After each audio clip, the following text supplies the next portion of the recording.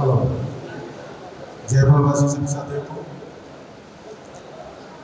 आदरणीय राष्ट्रीय अध्यक्ष डॉक्टर कमलाराम काले सर और आज के मुख्य अतिथि प्रोफेसर रूपरेखा वर्मा, कुलपति विश्वविद्यालय,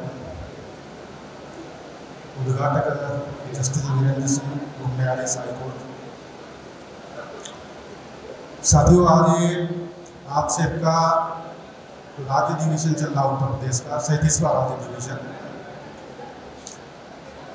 इससे पहले 36 राज्य अधिवेशन हुए। अलग अलग राष्ट्रीय अध्यक्ष वाम सेब के मानवर कांशीराम साहब से लेकर और मानवर कमलाकांत काले सर तक, 36 राष्ट्रीय अधिवेशन जो है कमलाकांत काले सर से पहले जो राष्ट्रीय अध्यक्ष थे उन्होंने किए, और ये 37वां उत्तर प्रदेश का राज्य अधिवेशन आदरणीय कमलाकांत काले सर के अध्यक्षता में आज संपन्न होने जा रहा है। कुछ लोग सवाल करते रहते हैं फील्ड में 37वां कहाँ से आ गया, ये तो पहली बार दिखाई दी। जो पहले के राष्ट्रीय अध्यक्ष है वो सेवानिवृत्त होते रहे या हटते रहे, अलग अलग जाते रहे, उनका सारा इतिहास है, उसको आपको देखना चाहिए। आज इस कार्यक्रम में 2 विषय रखे गए हुए हैं। एक है तथाकथित आजादी के 75 साल बाद भी मूल निवासी बहुजन समाज गुलाम एवं लाचार क्यों है।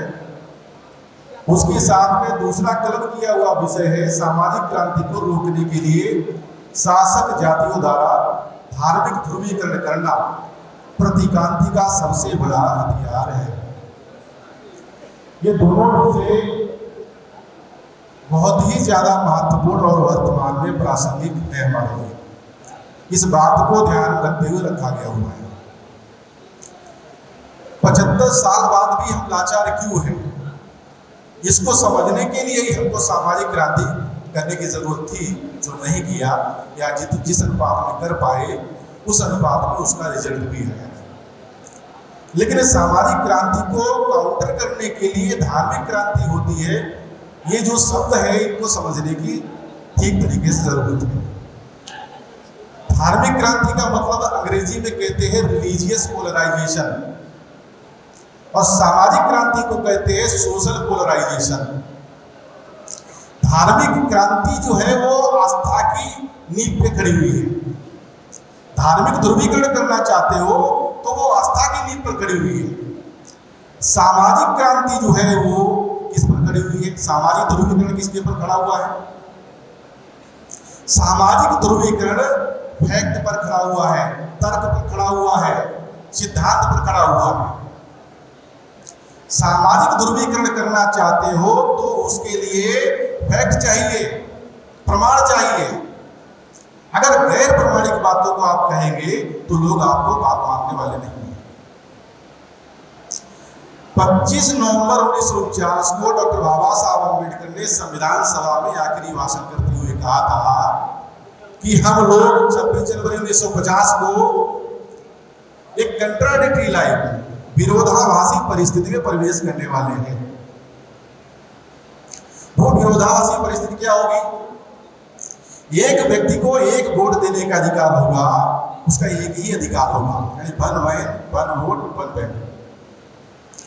लेकिन सामाजिक और आर्थिक रूप से हम लोग विरोधाभासी परिस्थिति में प्रवेश कर रहे हैं, कंट्राडिक्टरी लाइफ में। इसका मतलब क्या है? क्या लोकतंत्र का मतलब राजनीति है केवल? क्या लोकतंत्र का मतलब चुनाव है केवल? लोकतंत्र को ही गणतंत्र कहते हैं क्या? ये बातें समझने की जरूरत है। लोकतंत्र का मतलब राजनीति नहीं है। लोकतंत्र की जड़ें समाज के अंदर है। समता, स्वतंत्रता, बंधुत्व, न्याय, ये लोकतंत्र की जड़ें हैं। डॉक्टर बाबा साहब अम्बेडकर कहते हैं समता के बगैर स्वतंत्रता का कोई अर्थ नहीं। वो कहते हैं बंधुभाव के बगैर स्वतंत्रता का कोई अर्थ नहीं है। आजादी का 75वां साल हम मना रहे हैं, क्या भारत में समता के लेवल पे कोई कार्य हुआ? क्या बंधुभाव पैदा किया गया? 6,743 जातियां जो ओबीसी शेड्यूल कास्ट में है, ये अपने आप में राष्ट्र है। देश और राष्ट्र दो अलग अलग चीजें हैं। देश भौगोलिक टेरिटरी है, राष्ट्र वहां के रहने वाले लोगों से बनता है। ये 6,743 आपके राष्ट्र है, इनमें बंधुभाव क्यों नहीं पैदा किया गया? क्या हम इंसान कहलाने लायक है? हर जाति अपनी ही जाति को ढूंढती घूम रही है, अपनी ही जाति को आगे बढ़ाने का प्रयास कर रही है। उसका कारण है, जब तक जातियां मजबूत रहेगी तब तक ब्राह्मणवाद और ब्राह्मण मजबूत रहेगा। इसलिए जातियों को मजबूत अगर करना है तो जागृति के आधार पर तो हो नहीं सकता है, सामाजिक ध्रुवीकरण के आधार पर नहीं हो सकता है। ये केवल आस्था के नाम पर किया जा सकता है कि तुम्हारे पूर्व जन्म का पाप है, या ऊपर के लोगों की सेवा करो, या हमारी ये आस्था का विषय है। आस्था के नाम पर हमारा जो सामाजिक धार्मिक ध्रुवीकरण किया गया, उसकी वजह से सारी समस्या निर्माण होगी। अगर आप धार्मिक ध्रुवीकरण को काउंटर करना चाहते हो तो उसके लिए सामाजिक ध्रुवीकरण करना होगा। अच्छी सा अनुपात में हमारे पूर्व जितने भी हमारे महापुरुष हुए, हमारे उन सभी लोगों ने जिस अनुपात में धार्मिक ध्रुवीकरण को रोकने के लिए सामाजिक ध्रुवीकरण किया, उस अनुपात में परिणाम भी आए। माननीय कांशीराम साहब ने पूरे देश भर में सामाजिक ध्रुवीकरण किया था। जिसका प्रभाव था, उस प्रभाव की वजह से कांग्रेस को कमजोर किया और ब्राह्मणवाद को कमजोर किया, ब्राह्मणों को बैकफुट पर लाकर खड़ा किया। परंतु हमारे अंदर ही जो राष्ट्रवाद निर्माण किया गया, 6,743 राष्ट्र निर्माण किए गए, यानी हर जाति को अपना गर्व कराया गया। हमारे नेताओं को, जो सामाजिक नेता है, उन्होंने भी उस बात को समझा और समझकर अपना वर्चस्व बनाने के लिए कभी कांग्रेस का समर्थन कर दिया, कभी कांग्रेसवादी ब्राह्मणवादी दूसरी पार्टियों का समर्थन कर दिया, चाहे सामाजिक स्तर पर काम कर रही है या राजनीतिक स्तर पर काम कर रही है। ये सबसे बड़ा कारण है। इसलिए इस तथाकथित आजादी जिसको कहा जा रहा है, वास्तव में फ्रीडम ऑफ द कंट्री है। Freedom of the people of the country अगर करना है, जो डॉक्टर बाबा साहब अम्बेडकर सवाल खड़ा कर रहे थे, what Congress and Gandhi have done for untouchable में, अगर freedom of the people of the country करना है तो इसके लिए सामाजिक ध्रुवीकरण होना बहुत ज्यादा जरूरी है। इसका मतलब विकास करना होगा, एक राष्ट्र बनाना होगा। क्या भारत के लोग, सभी लोग भारतीय है?